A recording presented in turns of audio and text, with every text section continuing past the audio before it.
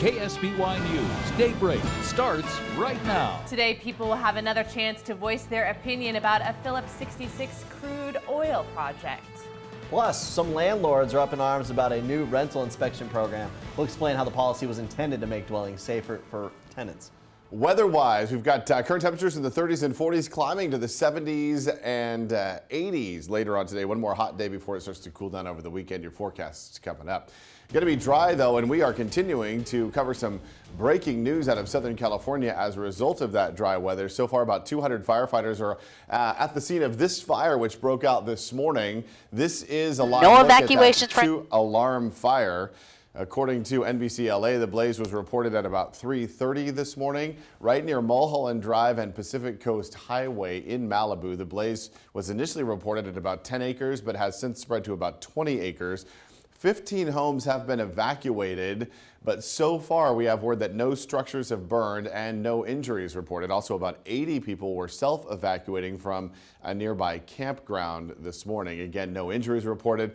And right now it looks like they've got water dropping helicopters on that fire as well as the sun is up, and it looks to be fairly well contained at this hour, although we will continue to keep monitoring the situation and pass along information as it becomes available to us.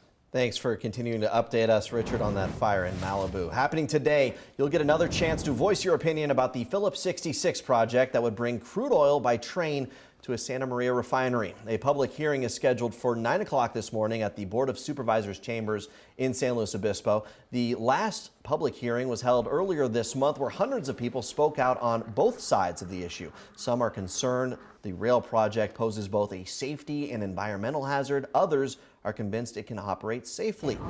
Also today, the city of Morro Bay will hold a neighborhood workshop to discuss where to put the water reclamation facility, which is now part of a new sewer project. Right now, it's proposed at the Rigetti site off Highway 41, but some neighbors say that's too close to homes and they're concerned about the stench coming from the facility. But city officials say they will plan to address environmental concerns.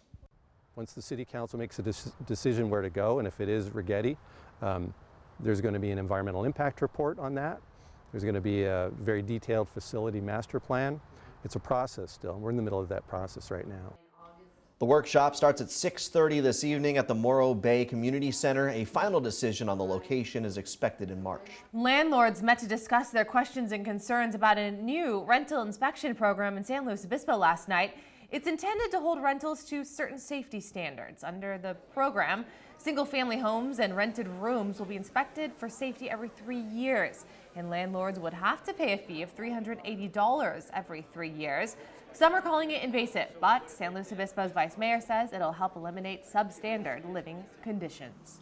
I think it's overreaching and it's invasive and it's expensive and unnecessary. It's a landlord's market, and all too many of the landlords in this town know that, and they take advantage of their tenants.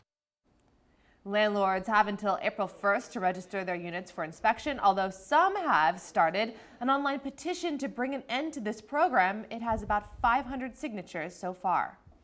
Follow up to Tuesday's meeting in Arroyo Grande, where officials discussed the future of the Highway 101 on and off ramps at Briscoe Road. Now they're set to stay closed past July, when they were originally expected to reopen. The closure began back in September so that officials could assess ways to ease traffic congestion in the area, which can get pretty bad at peak travel times. So the city will now continue its research on route alternatives.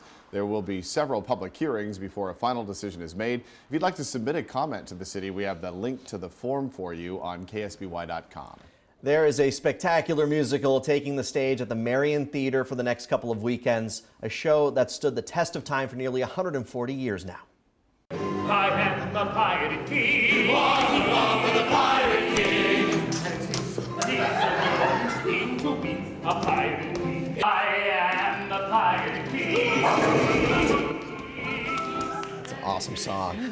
Pirates of Penzance, the hilarious masterpiece by Gilbert and Sullivan, is a comedy, the story of a young man recently released from an apprenticeship with pirates who quickly meets someone and falls in love, only to find out he must return to his pirate band. Coming up tonight at 6 o'clock, Dan Shadwell speaks with the cast of PCPA production that runs through March 6th on the Hancock College campus in Santa Maria. Really cool. It looks fun. And we know that Dan loves the theater. Musical theater. And we also know Charlie Misra, our typical Daybreak, or excuse me, breaking news reporter. He loves sports. He loves sports, so he's going to bring us Daybreak sports this morning.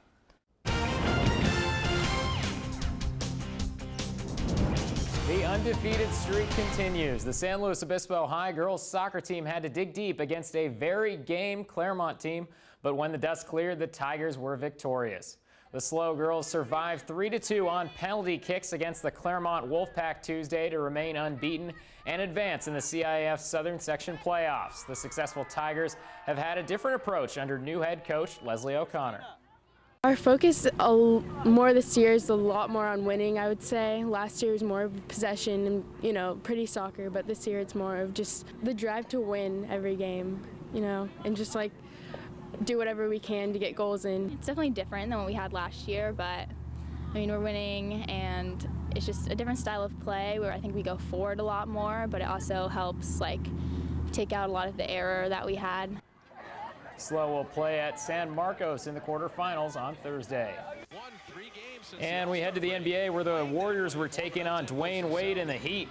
And Steph Curry, there's a common sight right there. He hits a deep three-pointer, and that ties the record for 127 straight games with a three-pointer. I guess we have seen that a lot.